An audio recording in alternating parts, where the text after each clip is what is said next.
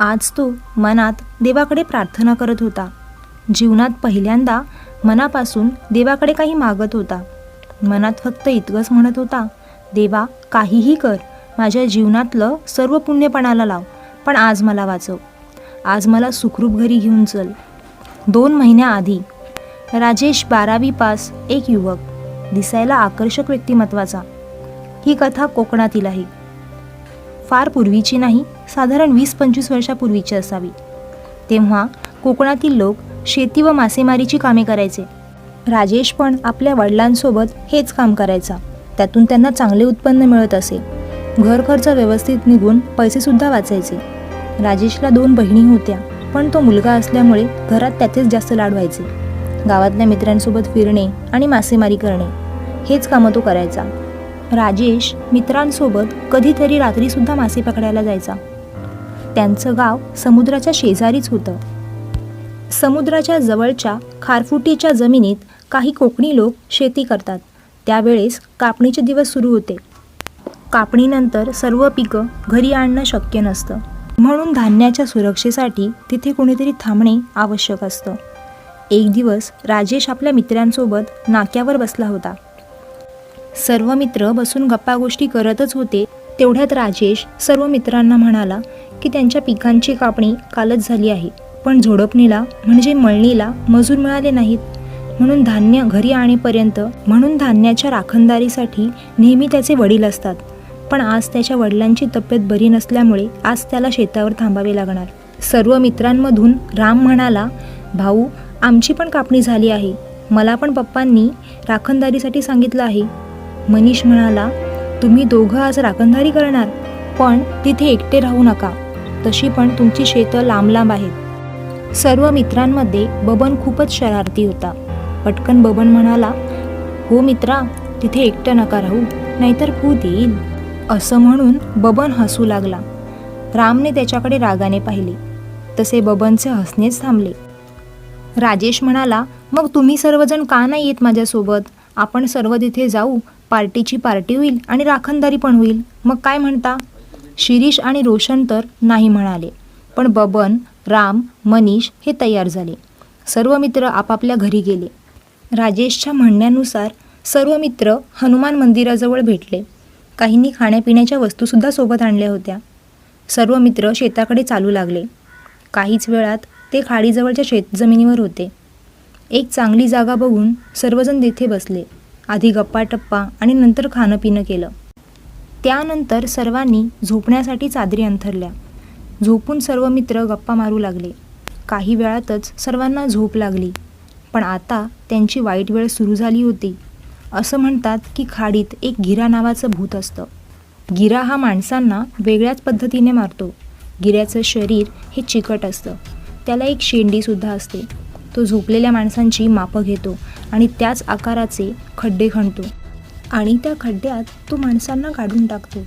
पण जर झोपलेला व्यक्ती हलला किंवा त्याचा आकार बदलला तर हे पाहून गिरा त्याला त्याच खड्ड्यात न काढता त्याच आकाराचा दुसरा खड्डा बनवतो.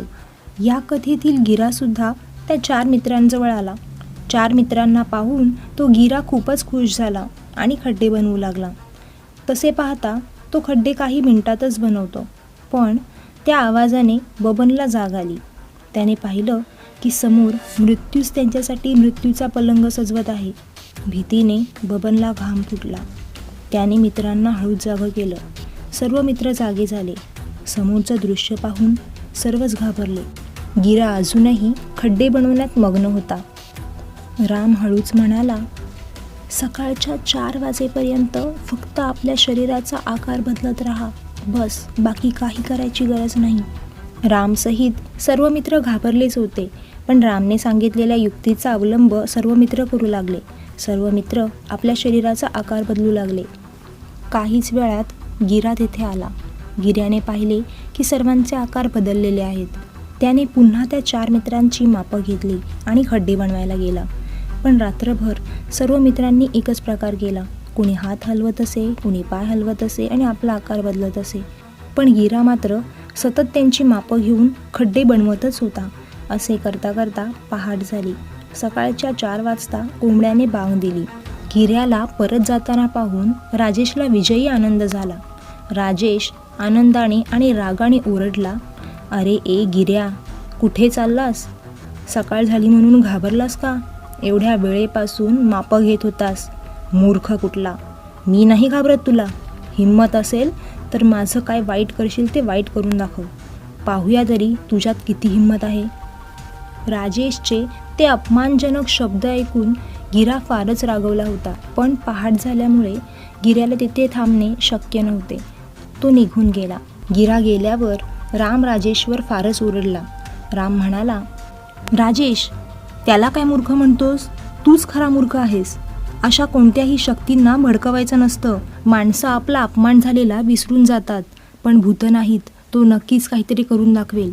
बघच तू." राजेश आता पुरता घाबरला होता. उजाडल्यावर सर्व मित्र आपापल्या घरी गेले. जेव्हा घरी जाऊन राजेशने हीच गोष्ट घरातल्यांना सांगितली, राजेशचे घरचे सुद्धा त्याच्या चुकीवर त्याला फार ओरडले. याच घटनेला 2 महिने झाले होते. राजेश तर ती गोष्ट केव्हाच विसरला होता. आणि अशाच एका रात्री जेव्हा राजेश झोपला होता तेव्हा बाहेरून त्याला आवाज आला, "राजेश, मी राम. येतोस ना रे? काल दुपारीच आम्ही मित्रांनी खाडीत जाळं टाकलं होतं. आता आम्ही मासे पकडायला जात आहोत. बबन आणि मनीष सुद्धा आहेत माझ्यासोबत. मग येतोस ना रे?" एव्हाना घरातले सर्व जागे झाले होते. राजेश बाहेर उभा आहे हे सर्वांनीच पाहिले होते. राजेशच्या बाबांनी त्याला जायला सांगितलं. राजेश टॉर्च उचलून रामसोबत चालायला लागला. थोड्याच वेळात ते दोघं खाडीत होते. खाडीत पोहोचताच राम मागे वळला. तो राम नव्हताच, तो गिरा होता. राजेश हे पाहून भीतीने सुन्नत झाला. तो थरथरायला लागला. त्याला आता कुणीच वाचू शकत नाही हे त्याला कळून चुकलं होतं. गिरा म्हणाला, "काय रे, नाही घाबरत ना तू? पाहूया आता." असं म्हणून गिरा जोरजोरात हसायला लागला.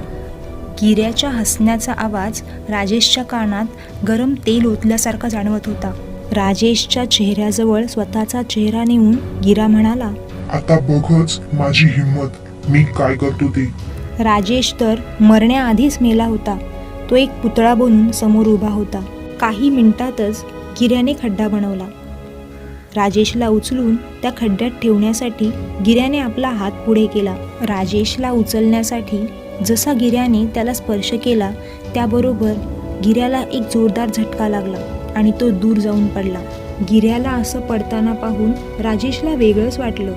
गिरा उठला आणि तो राजेशकडे रागाने पाहू लागला. राजेशच्या मानेवर काहीतरी वस्तू होती ज्याकडे गिरा नजर रोखून रागाने पाहत होता. राजेशला सुद्धा आश्चर्य वाटलं की हा नक्की काय पाहत आहे. त्याने आपल्या मानेला हात लावून पाहिला आणि त्याला आठवलं तो 10 दिवस आधी दत्त जयंतीला शिर्डीला गेला होता. त्याला बाबांचे दर्शन घ्यायचे होते. तिथूनच राजेशने काही लॉकेट आणले होते. घरी येताच त्याने आईकडे सुपूर्द केले. घरातल्या मंदिरात आईने काही दिवस ठेवले होते. पूजा वगैरे करून मग आईने सर्वांना एक एक लॉकेट दिला होता. त्यापैकी एक लॉकेट त्याच्याच गळ्यात होता आणि त्याच लॉकेटमुळे गिरा त्याला हात लावू शकत नव्हता.